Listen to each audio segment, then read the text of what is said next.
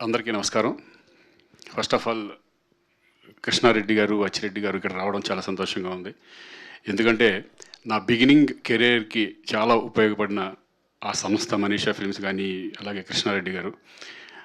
దాదాపు కొన్ని సంవత్సరాలు ఈవీ గారు, కృష్ణారెడ్డి గారు సినిమాలే చేసుకుంటూ, నేను ఫ్యామిలీ సబ్జెక్టులు చేసుకుంటూ ఉండేవాడిని. బట్ అటువంటి టైప్ ఆఫ్ ఫిల్మే మళ్ళీ చాలా రోజుల తర్వాత నాగేశ్వర రెడ్డి గారు డైరెక్షన్‌లో చేయడం అనేది చాలా సంతోషంగా ఉంది.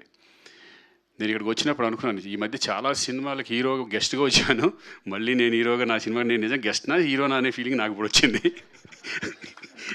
సో ఎందుకంటే అలవాటు తప్పింది కదా.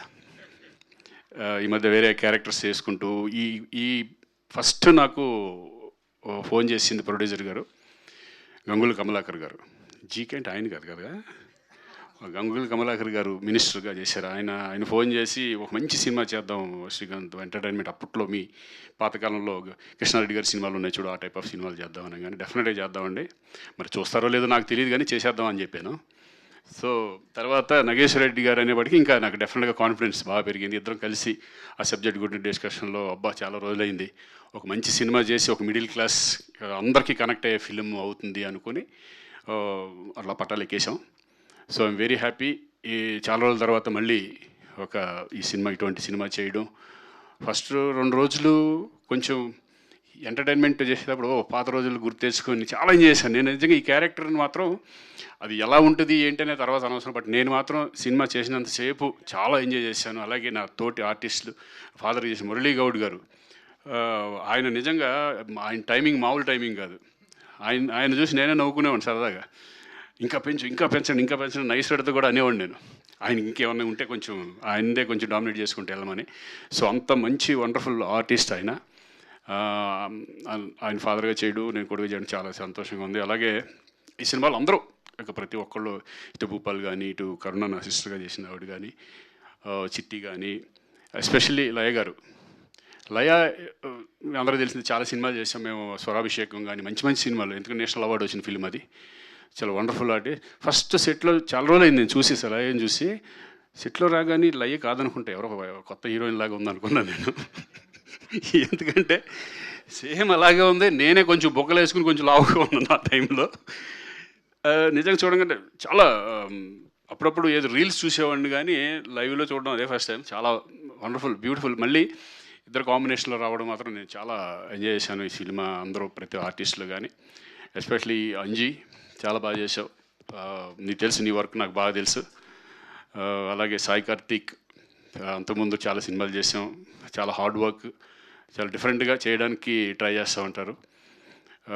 Very very happy. అంటే దీంట్లో ప్యాడింగ్ కూడా చాలా, ఒక పక్కన సునీల్, వెన్నెల కిషోర్ కానీ, రఘుబాబు, ఆలీ, వీళ్ళందరితో కలిసి చేయడం చాలా రోజుల తర్వాత నేను కూడా ఈ సినిమాలోనే. Very happy. సో దీని అంతటికీ కారణం ప్రొడ్యూసర్స్. చందు అంటే సిఎన్, జీకే అంటే మరి ఎవరు, జీకే వెనకాల జీకేని తెచ్చింది గంగుల కమలాకర్ గారు. ఆయన ఆశీస్సులు మెయిన్ వెనకాల ఉంది. ఆ జీకే ఉన్నారు, ఈ జీకే మరి ఆయన ఒకటే కూడా నాకు తెలియదు కానీ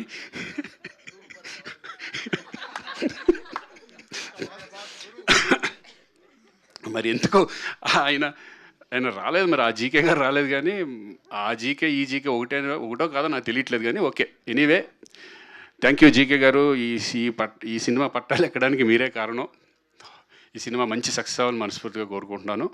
ఆల్ ద బెస్ట్ అండి. ఎందుకంటే బాగా వచ్చిన సినిమా చూసాము. ఎస్పెషల్ రాజేంద్ర ప్రసాద్ గారి గురించి మాట్లాడాలి. ఎందుకంటే నేను కలిసి చాలా సినిమాలు చేసాం. నిన్నే ప్రేమిస్తా దగ్గర నుంచి చాలా ఫిలిమ్స్ క్షేమంగా వెళ్ళి లాభంగా రండి. మళ్ళీ ఆయన కాంబినేషన్స్తో ఈ క్యారెక్టర్ చేయడం, ఇద్దరు కాంబినేషన్ చేయడం.